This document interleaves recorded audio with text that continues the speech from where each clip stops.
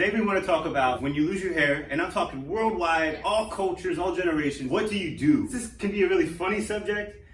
I don't know, we can go a couple of different directions. A very sensitive subject. It is a very sensitive subject, but most guys are just lost little kids when it comes to figuring out what to do with their hair loss. A desperation sets in and people do silly things, but what I really want to focus on today, what we want to focus on today is what is the cool standard? Oh, you're gonna lose your hair or you've lost your hair, and I hear all the excuses. I have a big head or I have bad skin. An oddly shaped head. That's whatever it is, right? This is 99% of the guys. Would you agree? I don't care what your situation is. This is our rule. So once you start losing that frame, once you start losing that hairline, especially if you start losing it on the sides and the temples, shave it.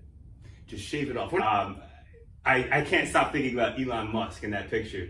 Anything you want to add to that before we start digging into some of the other things? I mean, you can Google it right now and you can see a picture of Elon Musk, and it's crazy to see his before and after, and like how honestly he looked so much older before without that frame. You just saw that for the first time yesterday? Yes.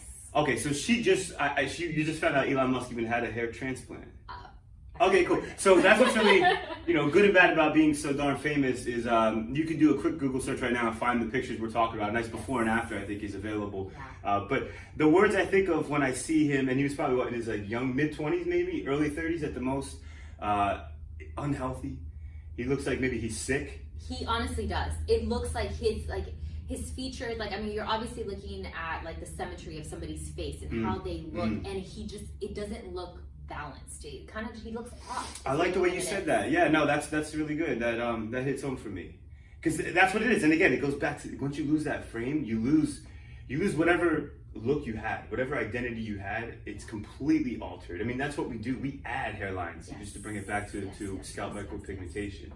The cool move, first of all, is just to shave it. Exactly. It's just to shave it. Exactly. Absolutely.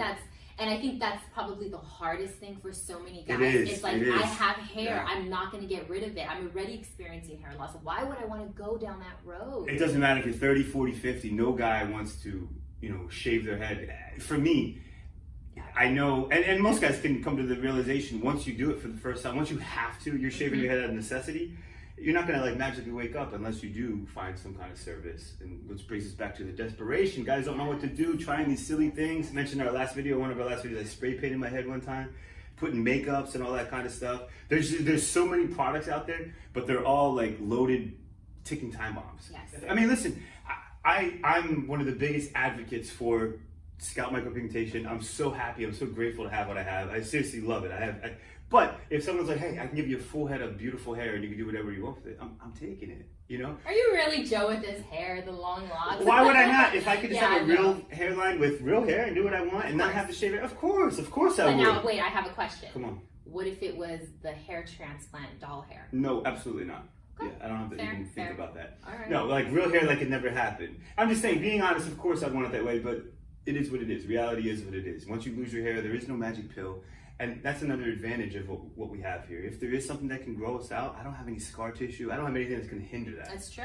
But I want the bald world to know out there is a solution. There is. And it's shaving it. It is. You don't have to go see a business. It is. And if you want to enhance that a little bit more, obviously we believe in our product and what we do. Yes.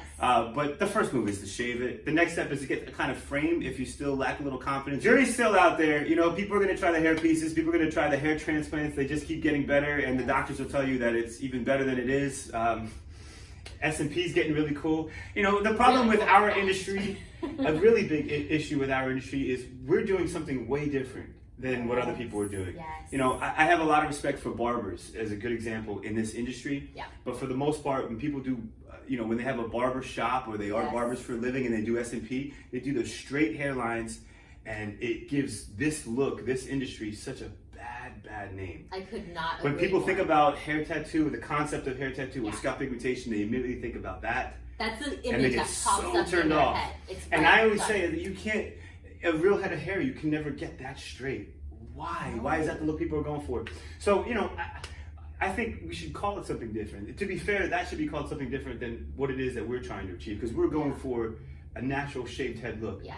Nonetheless, there's a lot of options out there. As we always suggest, do your research, do your research, do your research. Yes. And a little bit more on doing your research is understanding really what this is. All of it that it entails. It's not It's not just covering the hair loss. It's asking the hard questions. What is this going to look like in 10 years? Am I going to be happy with the hairline? Is it natural? Is it going to age with me? Is it something that's going to, like, I can stay with? Like, when I have grandkids, when I have kids, whatever the question is, ask these really hard questions that I think people just kind of look over it in desperation. Nicole and I, to that point, we get very excited when we get an inquiry from somebody and they say, hey, I identified that you guys barely inject the ink into the skin. I mean, it just sits on the top surface. And so when I think about that long term, I'm inclined to go with you guys. And we're like, yes, they get it. That's what we want. That's what we want to share with people. That's what we want people to understand.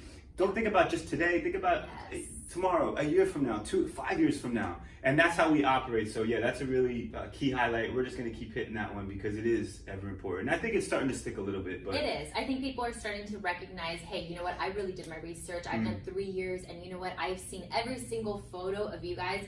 And it's what I would want to have long term.